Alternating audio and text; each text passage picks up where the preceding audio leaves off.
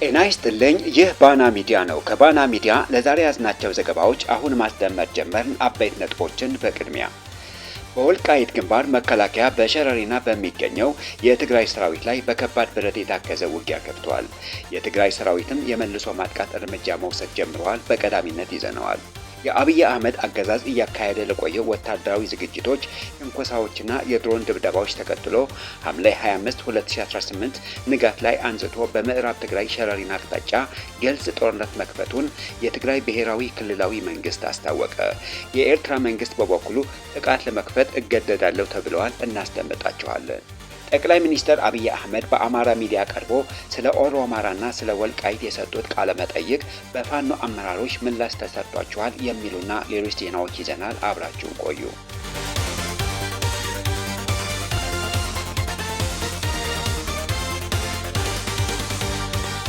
በወልቃይት ግንባር የብልጽግና ወንበር ጠባቂ መከላከያ በሸረሪና በሚገኘው ሰራዊት ትግራይ ላይ በከባድ ብረት የታገዘ ውጊያ ከፍቷል። ይህ ውጊያ ከመከፈቱ አስቀድሞ ሐምሌ 24 ቀን 2018 ዓ.ም ጀምሮ በአካባቢው የስልክና የመገናኛ መስመሮች ተቋርጠው እንደነበር ታውቋል። ሐምሌ 24 እና 25 2018 ዓ.ም ጀምሮ በተከሰተው በዚህ ወታደራዊ እንቅስቃሴ የመከላከያ ኃይል በበረከትና በሸረሪና አቅጣጫዎች የከባድ ብረት ድብደባና የመካናይዝድ እንቅስቃሴ ማድረጉን ተገልጿል። ከግንባሩ የተገኙ መረጃዎች እንደሚያመላክቱት ሐምሌ 24 2018 ዓ.ም መከላከያ ከተለያዩ የምዕራብ ትግራይ አካባቢዎች ማለትም ከሂላብ፣ ቻይና ካምፕ፣ ሰረቋ፣ እርጉዬ፣ ዋላዬ አብርሃ ጅራና ከማይካድራ የተንቀሳቀሰ ኃይል ወደ ሁመራና ትርካሃን ሲያስጠጋ ቆይተዋል። በተጨማሪም በትርካሃን አካባቢ በአንቶኖቭ አውሮፕላን የሚራገፍ አጋዥ መሳሪያዎችና አጥፍቶ ጠፊ ድሮኖች እንቅስቃሴ ሲያደርግ እንደነበር ተገልጿል። ከተለያዩ አካባቢዎች ወደ ሁመራ ሸረሪና አቅጣጫ ያሰፈረውን ሰራዊት በዱግዴ አካባቢ ከ27 እስከ 38 ኪሎ ሜትር የሚሸፍን የ130 ሚሜ መድፍ እንዲሁም በባዕኸል በኩል የ152 ሚሜ እና 155 ሚሜ መድፎች ተጠምደው ወደ ሸረሪና አቅጣጫ ከባድ ድብደባ እየተካሄደ ይገኛል። ከግንባር የወጡት የመረጃ ምንጮች እንደሚሉት በዚህ ቀጠና የተከፈተው ጥቃት ከጀርባው በርካታ ወታደራዊ ፖለቲካዊ ግቦች ያነገበ ነው። የመከላከያ ኃይል በኮልሙክ አሰሳ አቅጣጫ ካለው የመሬት አቀማመጥ አስቸጋሪነትና ከጥምረት ኃይሎች ምት አንጻር በዚህ በኩል ያለው የትግራይ ኃይል ትኩረትና አቅሙን ወደ ሸረሪናና ወልቃይት እንደሚያዞር የማስገደድ ስልት መከተሉን ተገልጿል።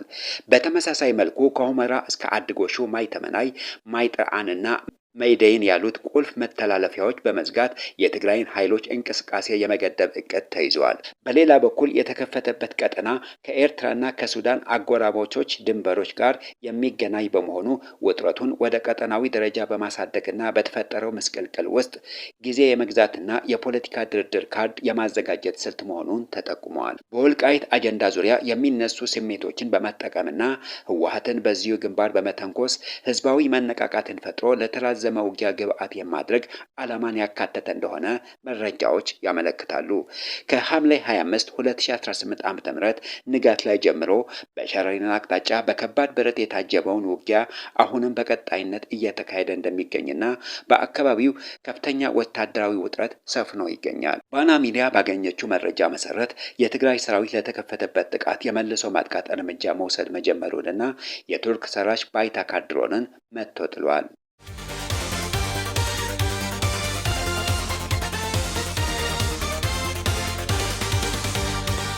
የአብይ አህመድ አገዛዝ እያካሄደ ለቆየው ወታደራዊ ዝግጅቶች፣ ትንኮሳዎችና የድሮን ድብደባዎች ተከትሎ ሐምሌ 25 2018 ዓ.ም ንጋት አንስቶ በምዕራብ ትግራይ ሸረሪና አቅጣጫ ግልጽ ጦርነት መክፈቱን የትግራይ ብሔራዊ ክልላዊ መንግስት አስታወቀ።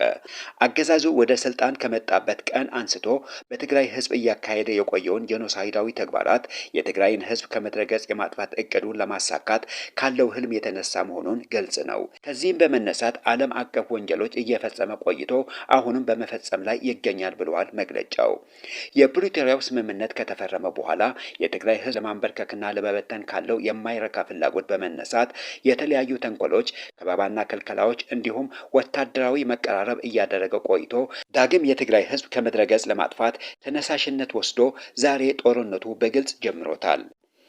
በመሆኑም በሀገር ውስጥና በውጭ ሀገራት የምትኖሩ የትግራይ ህዝብ ዲያስፖራዎች፣ ሁሉም የትግራይ ሰራዊትና የጸጥታ አካላት፣ የትግራይ ብሔራውያን ኃይሎች፣ የትግራይ ሲቪል ማህበራት፣ የትግራይ ሃይማኖት ተቋማትና ሌሎች የሚመለከታቸው አካላት ብሔራዊ ህልውናችንን ለማረጋገጥ በምናካሄደው ፍትሃዊ ትግል እንደ ትናንቱ እንደ ህዝብ ከቶ አንጠፋም በማለት መስተንክራዊ ታሪክ ለመስራት ዝግጁ እንዲሆኑ ጥሪ አቅርበዋል።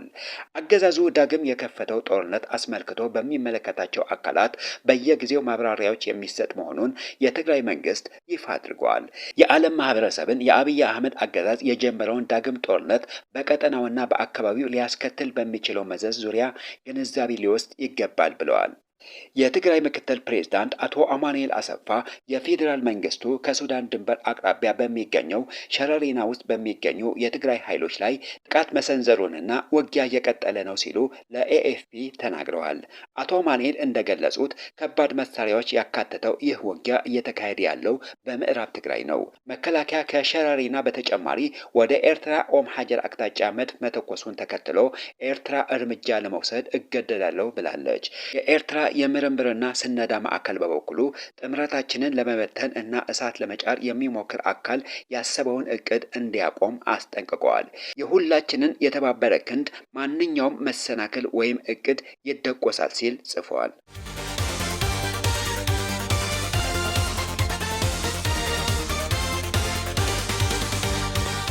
ጠቅላይ ሚኒስትር አብይ አህመድ በጎጃም ደብረ ማርቆስ ተገኝቶ አጼ ዮሐንስ ያደረጋችሁን አትርሱ የሚለውን ትግራይና አማራን የማጣላት ሴራ መክሸፉን ተከትለው አሁን ደግሞ ሌላ ሀገር አፍራሽ የሴራ ቃለ መጠይቅ አድርገዋል።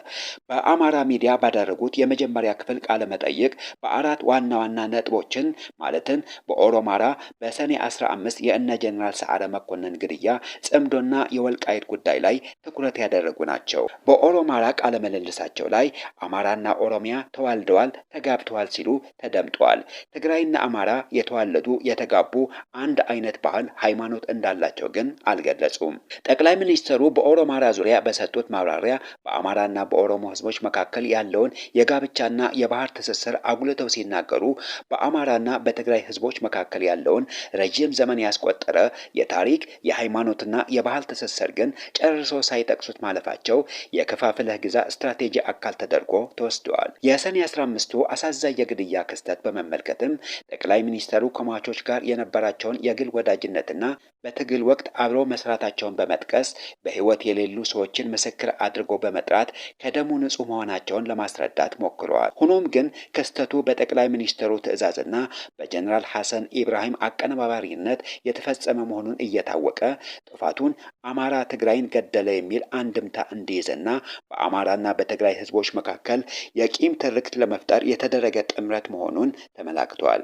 በተለይም በትግራይና በአማራ ኃይሎች መካከል እየተፈጠረ ያለው የጸረ ብልጽግና ጥምረት ያስደነገጣቸው ጠቅላይ ሚኒስትሩ ፋኖ ከሌሎች አካላት ጋር ጥምረት ፈጥሮ ወልቃይትን ሊያስቀማች ነው የሚል ስጋት በአማራ ህዝብ ዘንድ ለመዝራት መሞከራቸው ተገልጿል። የወልቃይት ጉዳይን በተመለከተ ከነሱ ጋር ጥምረት የፈጠሩ አካላት ቦታው አሳልፈው ለመስጠት ዝግጁ እንደሆኑና ይልቁንም የፌዴራል መንግስቱ ከለከላቸው እንጂ አሳልፈው ይሰጡ ነበር የሚል የሐሰት ትርክት በማቅረብ የተጀመረውን የትግራይና የአማራ ጥምረት ለመበተን መሞከራቸው ተጠቅሷል። ስፔሲፊካሊ የወልቃይትን ጉዳይ ብትወስድ በትግራይ በኩል ያለው ጥያቄ ፌዴራል መንግስት ስርዓት ውስጥ በትግራይ ክልል ይተዳደር ነበር። በጦርነቱ ምክንያት ነው ያንን ቦታ ያጣ ነው። አሁን ደግሞ ለአማራ ህዝብ ህልውና እንታገላለን የሚሉ ኃይሎች ሁሉ ውሰዱት፣ አብረናችሁ እንዋጋለን፣ ይገባችኋል እያሉን ነው። እየከለከለን ያለው የፌዴራል መንግስት ነው። የፌዴራል መንግስት ከዚህ ጉዳይ ራሱን ቢያወጣ እኛ በማንኛውም መንገድ በኃይልም ይሁን በሰላም ቦታችንን እናስመልሳለን። እንቅፋት የሆነብን የፌዴራል መንግስት ነው እንጂ ለዚህ ህዝብ የሚታገሉ ወገኖችም ጭምር ለዚህ ህዝብ እንታገላለን ባዮች ጭምር እንድንወስድ ፈቅደው የዚያ ትግል ተባባሪና አጋር ሆነዋል። እናንተ ናችሁ እንቅፋቱ ይላሉ። ወደ አማራ ክልል ደግሞ ስትመጣ ከጦርነት በኋላ በፌዴራል መንግስት ውክልና የሚተዳደረው የወልቃይት ክልል በህግ አግባብ በተሟላ መንገድ ወደ አማራ ክልል መመለስ ሲገባው የፌዴራል ክልል መንግስት አልመለሰም ብለው ያስባሉ። ሁለቱም ጋር ጥያቄ አለ ማለት ነው።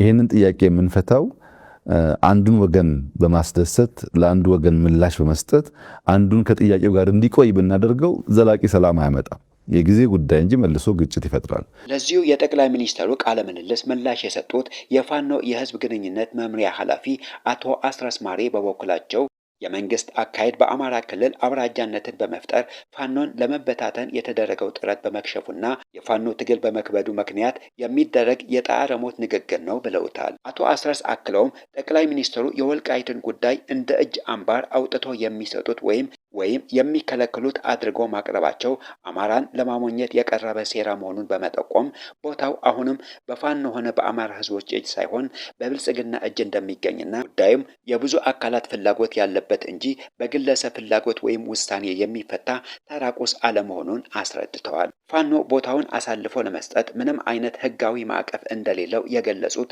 የህዝብ ግንኙነቱ ኃላፊ ጠቅላይ ሚኒስትሩ በትግራይ ቴሌቪዥን ቀርበው ንግግር የማድረግ እድል ቢያገኙ እንኳን ፋኖ ከለከለን እንጂ እኛ እንሰጣችሁ ነበር ማለታቸው እንደማይቀር በመግለጽ የጠቅላይ ሚኒስትሩን የፖለቲካ ዋሾነት መስክረዋል። በተጨማሪም ቀደም ሲል ለስልጣናቸው ትልቅ አስተዋጽኦ ያደረጉትን እንደ እነ አቶ ለማ መገርሳና አቶ ገዱ አንዳርጋቸው ያሉ የፖለቲካ አጋሮቻቸው የከዳና የጣለ አካል ስለ አንድነትና ስለ ትብብር የማውራት ሞራል የለውም ብለዋል። ቀደም ሲል የነበረው የኦሮማራ ጥምረት ሀገሪቱን ወደ ዘር ማጥፋት፣ የህዝብ ጭፍጨፋና የጦርነት አዙሪት የከተተ የሌቦች ስብስብ ውጤት እንደነበረ የጠቆሙት አቶ አስረስ በአሁኑ ወቅት እየተደረገ ያለው የጸረ ብልጽግና ጥምረት ግን ሀገሪቱን ከቀውስ ለማውጣት ለሌሎችም ተምሳሌት የሚሆን እንጂ እንደ ቀድሞ የጥፋት ጥምረት አለመሆኑን አብራርተዋል።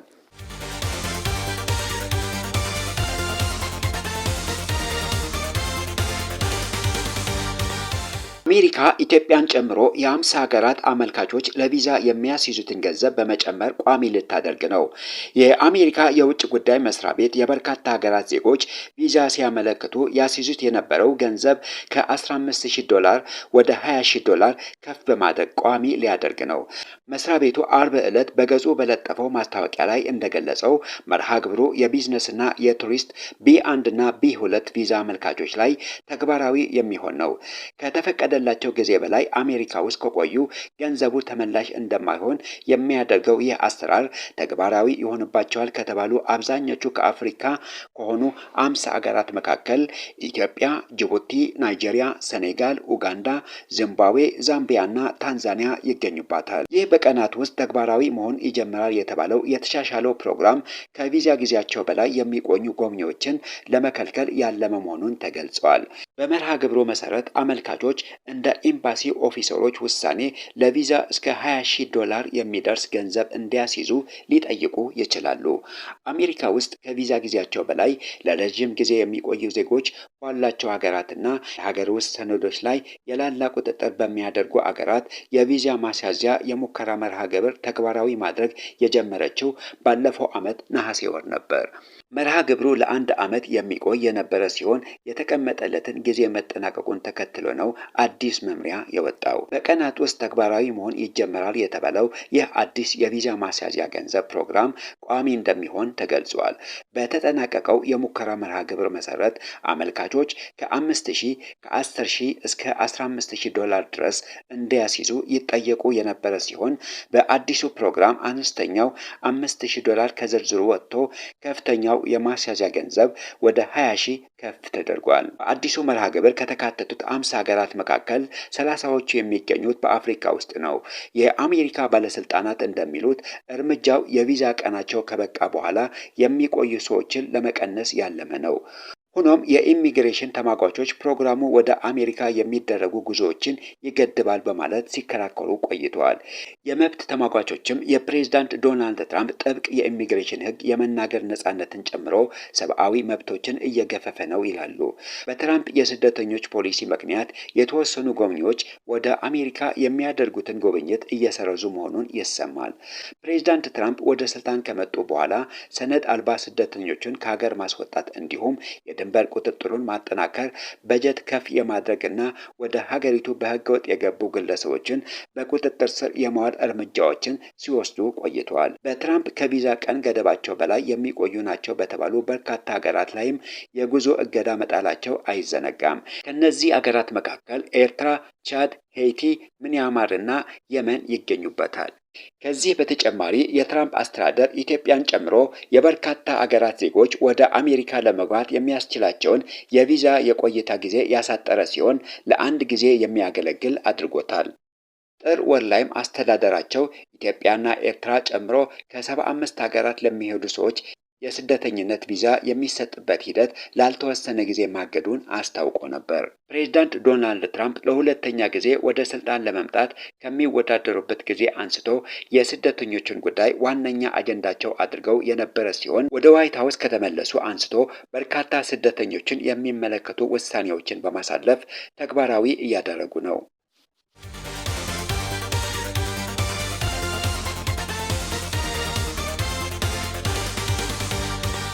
የተከበራችሁ የባና ሚዲያ ተከታታዮች ለዛሬ ያዝናቸው ዜናዎች እነዚህን ይመስሉ ነበር። ስለተከታተላችሁን ከልብ እናመሰግናለን።